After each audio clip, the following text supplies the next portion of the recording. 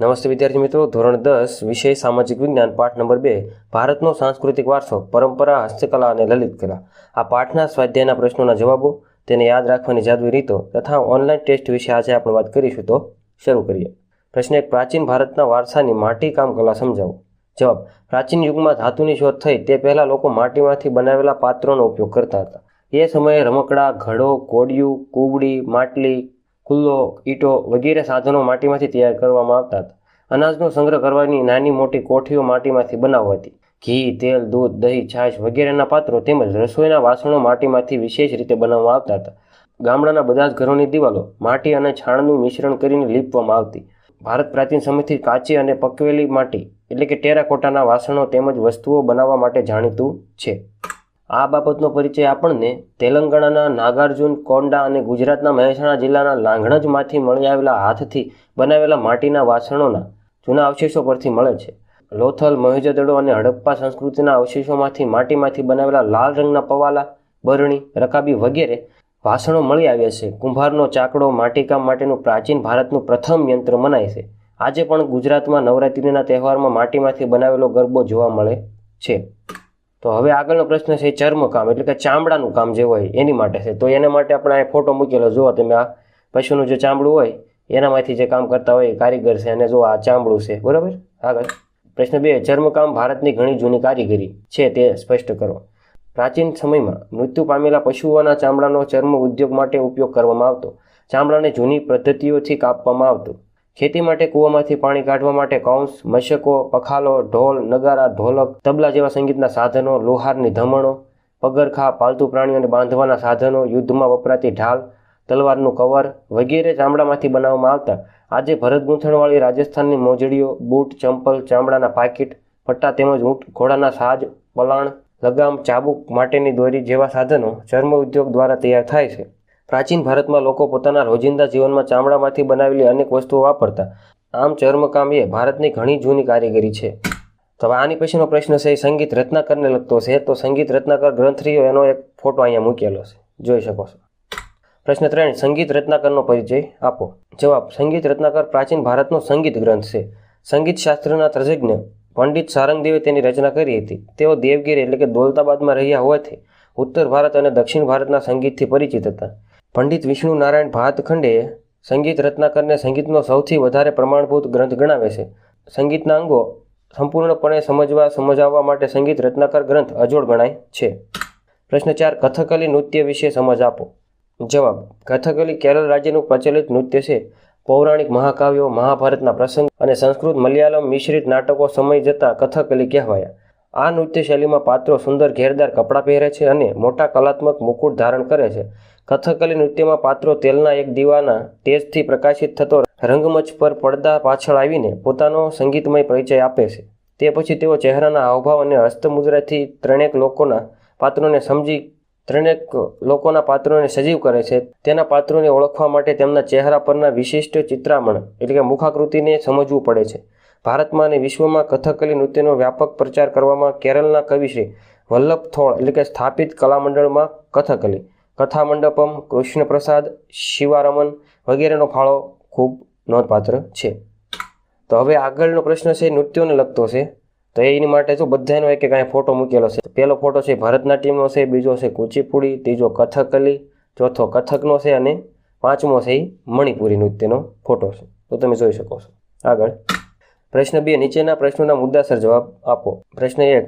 નૃત્યકલા ક્ષેત્રે ભારતે કરેલી પ્રગતિ સમજાવો. જવાબ: નૃત્ય શબ્દની વ્યુત્પત્તિ મૂળ શબ્દ નૃત એટલે કે નૃત્ય કરવું પરથી થઈ છે. નૃત્યનું મુખ્ય ધ્યેય તાલ અને લય સાથે સૌંદર્યની અભિભૂત કરવાનું છે. નૃત્યના આદિદેવ ભગવાન શંકર નટરાજ કહેવાય છે. પૃથ્વી પરના લોકોને નૃત્ય શીખવવામાં સૌપ્રથમ તે નૃત્યને સ્વર્ગમાંથી પૃથ્વી પર લાવ્યા હોવાની માન્યતા છે. ભારતમાં ભરતનાટ્યમ, કુચીપુડી, કથકલી, કથક, મણિપુરી વગેરે શાસ્ત્રીય નૃત્યના પ્રચલિત મુખ્ય પ્રકારો છે. 1. ભરતનાટ્યમ. ભરતનાટ્યમ દક્ષિણ ભારતના તમિલનાડુમાં પ્રચલિત છે.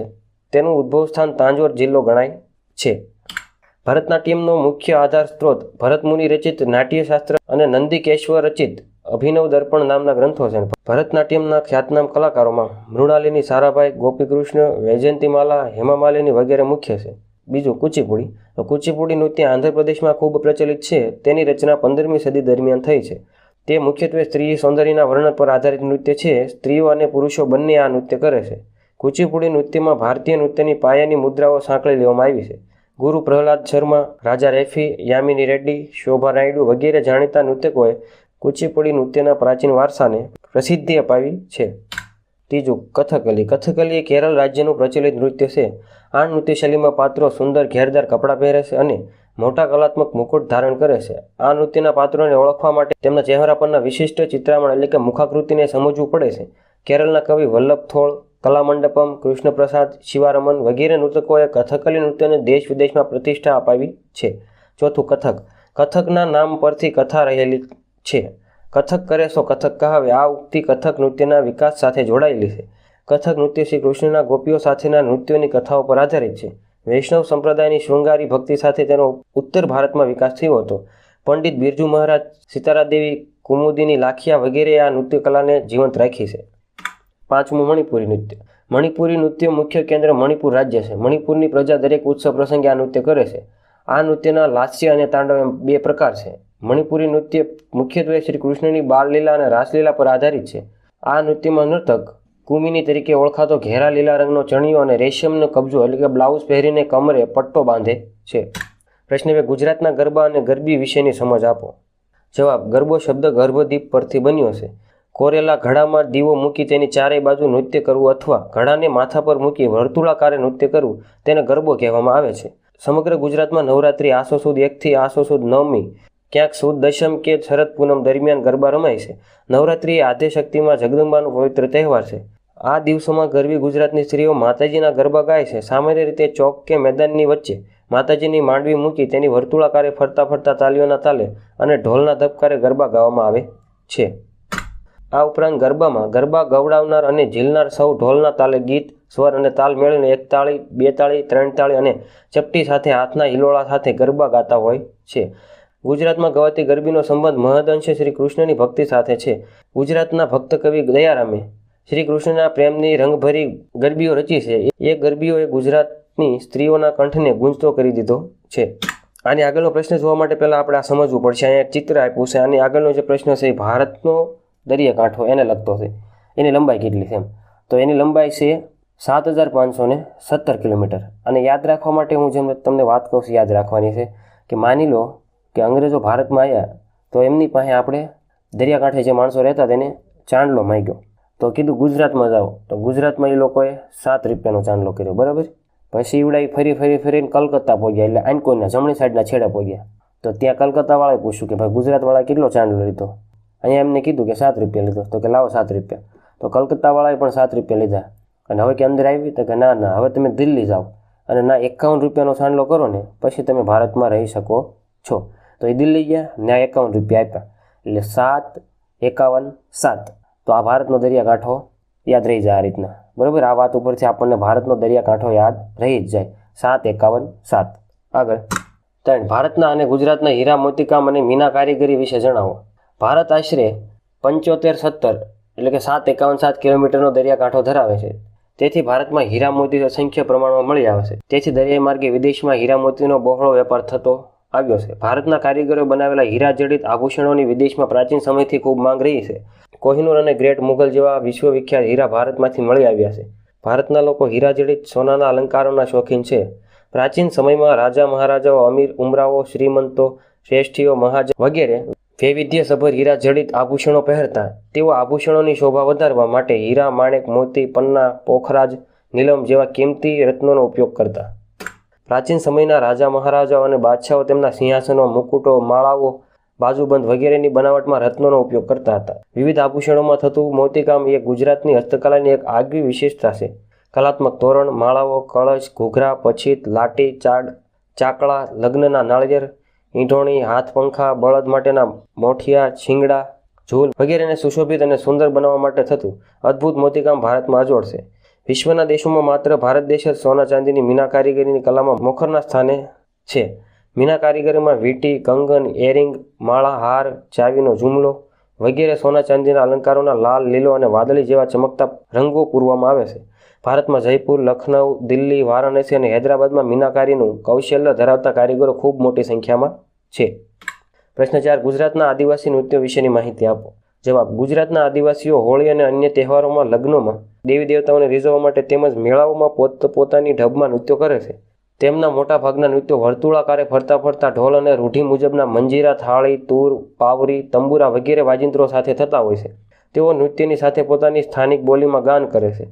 આવા નૃત્યોમાં ચાળો નૃત્ય જાણીતું છે. તેમાં તેઓ મોર, ખિસકોલી અને ચકલી જેવા પક્ષીઓની નકલ કરે છે. ડાંગના આદિવાસીઓ માળીનો ચાળો તેમજ ઠાકરિયા ચાળો જેવા નૃત્યો કરે છે અને ભીલ અને કોળી જાતિના આદિવાસીઓ શ્રમહારી ટિપ્પણી નૃત્ય કરે છે. તેમાં જાડી લાકડી નીચે લાકડાના ટુકડા કરીને તેને જમીન પર અથડાવી તાલ સાથે સમૂહ નૃત્ય કરવામાં આવે છે. પ્રશ્ન 3, નીચેના પ્રશ્નોના ટૂંકમાં ઉત્તર આપો. 1, સંગીત રત્નાકર અને સંગીત પારિજાત ગ્રંથોની રચના કરનાર પંડિતોના નામ જણાવો. જવાબ: પંડિત સારંગદેવે સંગીત રત્નાકર ગ્રંથ અને પંડિત અહોબલે સંગીત પારિજાત નામના ગ્રંથની રચના કરી છે. 2, કાંતણ કળામાં કઈ પ્રક્રિયા કરવામાં આવે છે? જવાબ: કાંતણ કળામાં રૂની પૂણીમાંથી તાંતણા ખેંચવા માટે તેમને વળ ચડાવી એકબીજાની પકડમાંથી જોડી લાંબો દોરો તૈયાર કરવામાં આવે છે. પ્રશ્ન 3, લોથલના કારીગરો ધાતુઓમાંથી શું શું બનાવતા હોવાનું જણાયું છે? જવાબ: લોથલના કારીગરો તાંબા અને કાંસામાંથી દાંતરડા, શારડીઓ, વળાંકવાળી કરવત, આરો અને સોય જેવા ઓજારો બનાવતા હોવાનું જણાયું છે. આ ઉપરાંત તેઓ ધાતુમાંથી વાસણો, મૂર્તિઓ અને પાત્રો બનાવતા.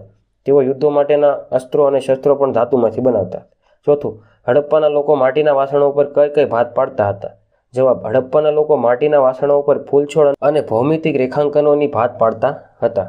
પ્રશ્ન 5, ભવાઈ વિશે ટૂંકી માહિતી આપો. જવાબ: ભવાઈ એ ગુજરાતની આશરે 700 વર્ષ જૂની વિશિષ્ટ પ્રકારની નાટ્યકલા છે.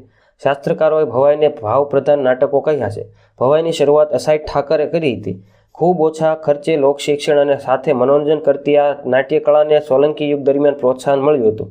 મોટે ભાગે પડદા ઉપર ભજવતા નાટકો, હળવી શૈલીના રમૂજો, ભૂંગળ વાદ્ય સાથેના સંગીત પ્રધાન નાટકો તેમજ વિવિધ પ્રકારના વેશ, રામદેવ પીરનો વેશ, ઝંડા ઝૂલણનો વેશ, કજોડાનો વેશ વગેરે ભવાઈની મુખ્ય વિશેષતાઓ છે. ભવાઈ ભજવનાર ભવાઈઓ ભૂંગળ વગાડી માતાજીની સ્તુતિ કરે છે. ભવાઈના વિષયવસ્તુમાં સામાજિક કુરિવાજોનો પ્રતિકારનો સમાવેશ થાય છે. ગુજરાતમાં કન્યા કેળવણી અને બેટી બચાવો જેવા કાર્યક્રમો માટે રંગલા રંગલીના પાત્રો સાથે ભવાઈ નાટ્ય પ્રયોગ ભજવવામાં આવે છે. આની પછી એટલે કે આગળનો પ્રશ્ન જોતા પહેલાં આપણે આને સમજવું પડશે કે કાલિદાસે કયા કયા ગ્રંથો લખેલા છે. તો કાલિદાસજીએ મેઘદૂતમ, અભિજ્ઞાન શાકુંતલમ, વિક્રમોર્વશિયમ અને માલવિકાગ્નિમિત્રમ લખેલ છે. પ્રશ્ન 4, નીચેના આપેલા વિકલ્પોમાંથી સાચો વિકલ્પ પસંદ કરીને ઉત્તર લખો. 1, નીચેના પૈકી કઈ કૃતિ કાલિદાસની છે? તો ભાઈ ઉરુભંગ, તો એ તો કાંઈ આગળ હતું નહીં. કર્ણભાર ન હતું. દૂતવાક્યમ ન હતું. મેઘદૂતમ હતું. તો અહીંયા આપણો જવાબ બનશે ગ, મેઘદૂતમ. પ્રશ્ન 2, વૈજયંતીમાલા અને હેમામાલિની કઈ નૃત્યશૈલી સાથે જોડાયેલા છે? તો અહીંયા આપણો જવાબ બનશે ગ, ભરતનાટ્યમ નૃત્ય શૈલી. પ્રશ્ન 3, ભારતનો કયો વેદ સંગીત કલાને લગતો ગ્રંથ ગણાય છે? તો અહીંયા આપણો જવાબ બનશે ખ, સામવેદ. આ પ્રશ્નને યાદ રાખવા માટે વધારે કાંઈ કરવાનું નથી. સ શબ્દથી સ શબ્દને યાદ રાખવાનો છે. સથી યાદ આવે સંગીત કલા અને સથી જ યાદ આવે સામવેદ.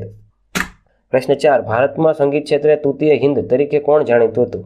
તો અહીંયા આપણો જવાબ બનશે અમીર ખુશરો. એ તૃતીય હિન્દ તરીકે જાણીતા હતા. પ્રશ્ન 5, ચાળો નૃત્ય એટલે કયું નૃત્ય? તો હમણાં જ આપણે આગળ જોઈ ગયા. અહીંયા આપણો જવાબ બનશે ક, આદિવાસીઓનું નૃત્ય એટલે ચાળો નૃત્ય. પ્રશ્ન 6, ધમાલ નૃત્ય કરતા સિદ્ધીઓ મૂળ ક્યાંના વતની હતા? તો અહીંયા આપણો જવાબ બનશે ગ, આફ્રિકા. પ્રશ્ન 7, વિશ્વ યોગ દિવસ કઈ તારીખે ઉજવવામાં આવે છે? તો આ જવાબ લગભગ બધાને આવડશે. નિશાળ ખુલતાની સાથે જે પહેલી 21 તારીખ આવે એ. તો અહીંયા આપણો જવાબ બનશે ક, 21 જૂન, વિશ્વ યોગ દિવસ. તો આ વિડીયો અહીંયા પૂરો થાય છે. મને આશા છે કે તમને આ વિડીયોમાં ઘણું ખરું યાદ રહી ગયું હશે. તો મળીએ નવા વિડીયોમાં. ત્યાં સુધી ભણતા રહો, ગણતા રહો, આગળ વધતા રહો. ધન્યવાદ.